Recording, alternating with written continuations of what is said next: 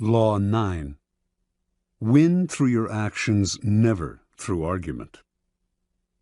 Judgment.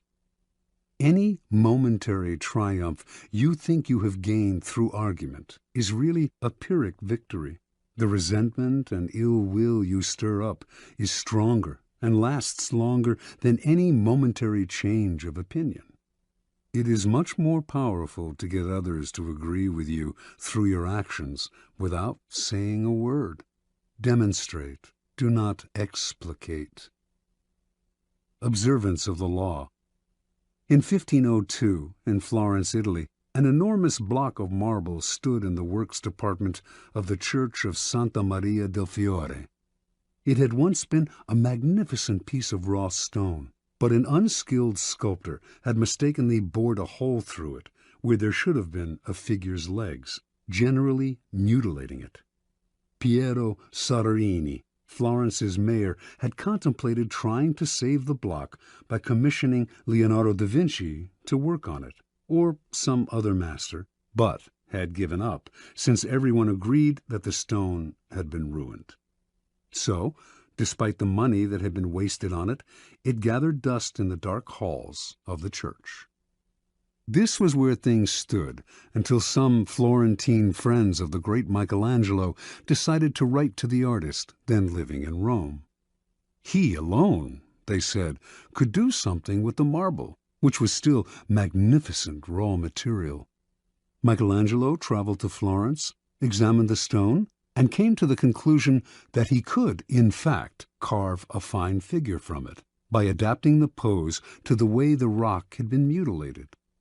Soderini argued that this was a waste of time. Nobody could salvage such a disaster, but he finally agreed to let the artist work on it.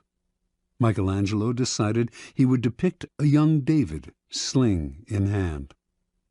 Weeks later, as Michelangelo was putting the final touches on the statue, Soderini entered the studio. Fancying himself a bit of a connoisseur, he studied the huge work and told Michelangelo that while he thought it was magnificent, the nose, he judged, was too big.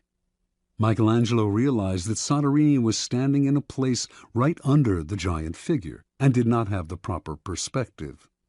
Without a word, he gestured for Soderini to follow him up the scaffolding.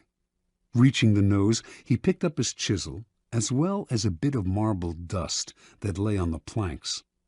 With Soderini just a few feet below him on the scaffolding, Michelangelo started to tap lightly with the chisel, letting the bits of dust he had gathered in his hand to fall little by little.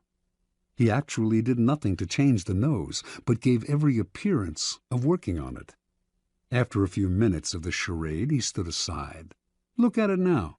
"I like it better," replied Soderini. "You've made it come alive." Interpretation. Michelangelo knew that by changing the shape of the nose, he might ruin the entire sculpture. Yet Soderini was a patron who prided himself on his aesthetic judgment. To offend such a man by arguing would not only gain Michelangelo nothing, it would put future commissions in jeopardy. Michelangelo was too clever to argue. His solution was to change Soderini's perspective, literally bringing him closer to the nose, without making him realize that this was the cause of his misperception.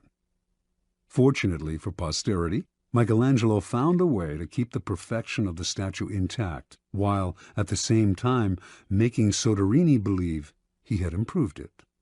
Such is the double power of winning through actions rather than argument. No one is offended, and your point is proven.